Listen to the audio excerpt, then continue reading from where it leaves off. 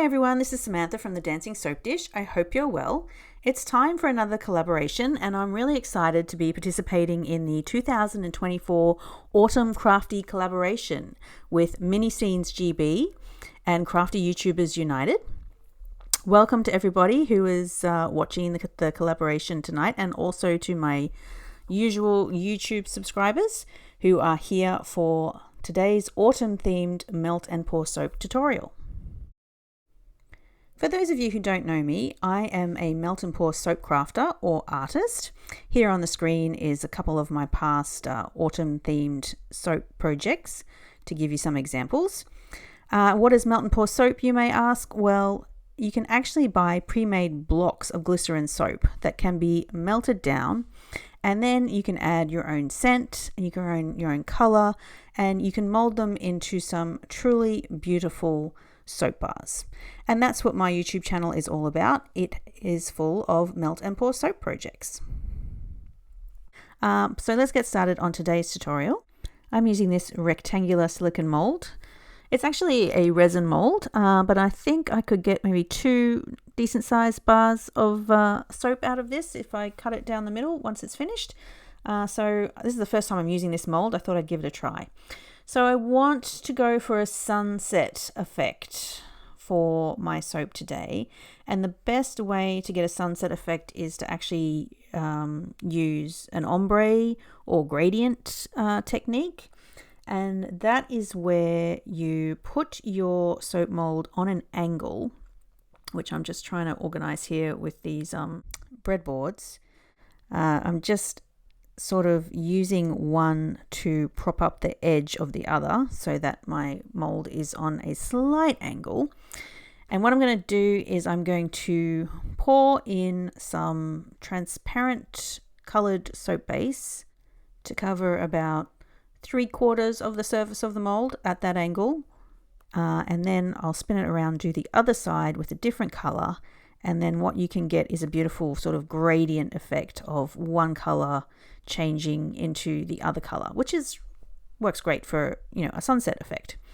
So I'm just weighing out 50 grams here of a clear melt and pour soap base, which I've just cut into cubes. 50 grams is around 1 3/4 ounces. I'm going to quickly melt that in the microwave. It doesn't take long. It only took about 20 seconds because it's such a small amount of soap. And I'm going to add some yellow soap making pigment. I don't want to add a whole drop of this coloring because I need the soap to stay transparent. The soap has to stay transparent for the gradient effect to work. So I'm just sort of putting teeny tiny amounts, not even a full drop, on the end of a bamboo skewer there, and adding the color a little bit at a time to build it up to the color that I want. For those of you who prefer to use micas, yes, you can use micas and still get a transparent color. I know Miss Terry Soaps and Such has a great video on accomplishing that. I'll put a link in the description for those of you who prefer to use mica. Now I'm using some isopropyl alcohol. I'm just going to pre-spray my mold because it'll help the soap move smoothly along the surface. And now I'm pouring my soap base into the mold with the soap mold on an angle so that I have sort of like basically a triangular layer of the soap. I've also given the soap just one more spray with isopropyl alcohol just to get rid of any surface bubbles. And I've let that set. That didn't take very long, only took about 10 minutes. Some of it has sort of crept up the sides of the mold, which I don't really want, so I'm just going to gently slice that off at an angle with my butter knife here. I just don't want it to ruin my sunset effect. I want that top section there to be red. So there we go. Just clean that up a little bit there. I can reuse that soap that I just cut off. I can melt that down again with these other soap cubes that I'm going to tint red. So I'm just weighing out another 50 grams or 1 3/4 ounces of clear soap base. This little clear measuring cup that I'm using with the wooden handle, it's actually a barista's measuring cup for milk, but I find they're so handy to use for melt and pour soap. I've got a few of them, and I'll put a link in the description. They're really, really handy. So now I'm going to use some red soap making pigment, and just as I did before with the yellow, I'm not putting in a whole drop. I'm just adding small amounts at a time to build the color up to the color that I want. That soap needs to stay transparent for the gradient effect to work. I also don't recommend using soap dyes. This is a pigment suspended in glycerin, which is different from a lake or a dye. Lakes and dyes migrate, which means that you can make a beautiful sunset with them, and then you'll find 3 weeks later that your 3 sunset colors have all just blended into one color. So there we go. I think I'm happy with that. It's looking very pretty. So now I have my soap mold sitting flat again. It's no longer on an angle. And I'm going to pour that red down this little section here and watch it sort of spread over into the yellow. But because the yellow's on an angle, it shouldn't go all the way, which is exactly what I want. I'm spraying it here with isopropyl alcohol just to get rid of the surface bubbles. I had a little bit of red pigment in there that hadn't mixed through, so that's what I'm doing now with my bamboo skewer. I'm just sort of stirring that pigment in a little bit better, giving it another spray, and now I'm going to let that set as well. So here we have the soap, and this is the sunset effect I was after. So I have yellow at one edge, the red at the other edge, and where they meet in the middle is this beautiful orange color. Now I also have these great maple leaf cookie cutters. I'm just going to use this smallest one here in the center, maybe the next size up, I'm not sure, haven't decided yet. But what I'm going to do is plan out my bars of soap. So I've just put a skewer down the center of the mold because that's where I'm going to cut the soap in half to make 2 bars. And with that skewer in place, I can just make sure that my design is centered. I can see how close these little cookie cutters are going to be to the edge of each side of the bar and whatnot. So what I'm doing is I'm using this small maple leaf cookie cutter here just to cut 2 little leaves, one in the top, one in the bottom of my bars, just on an angle, you know, just whatever takes your fancy. Be creative, see how you go. So I'm pushing the cookie cutter all the way down into the soap. On the other side, I was going to use this bigger one, but I mean, I feel like I lose too much of the sunset if I take that much of it out to be leaf. And the sunset is really what I'm showcasing here. So I think I might just do the same on the other side and just go with 2 little maple leaves. But I'll just do them the opposite way. So there we go. I am making sure, so when I'm removing this metal cookie cutter from the soap, I'm pressing on the surface of the soap close to it with my fingers because I don't want to pull up the surrounding soap from the base of the silicone mold when I pull up the cookie cutter. It's very important for the next steps that doesn't happen.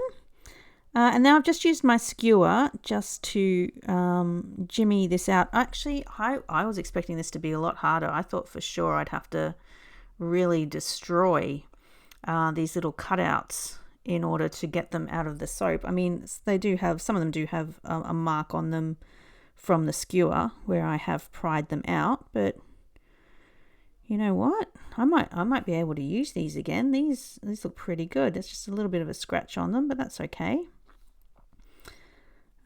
See if I can get this last one out without too much damage. There we go. The soap is still quite soft.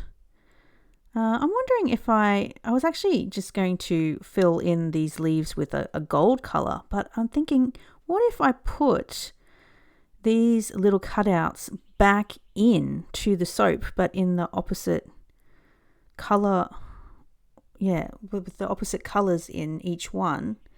I'm wondering if that could be a nicer effect. What do you think? I think that's not looking too bad.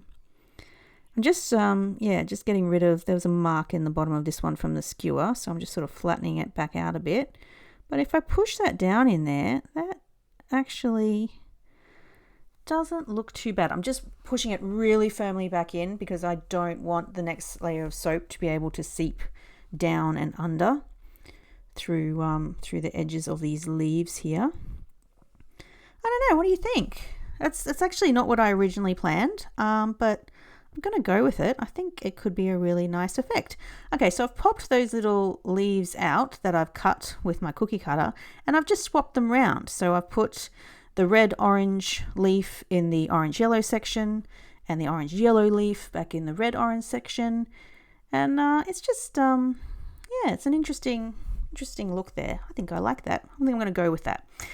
So usually when you do a gradient or an ombre effect, to get the best out of the effect, to really showcase it, you need to back it with a white layer. So I'm weighing out another 100 grams or 3.5 ounces of soap base.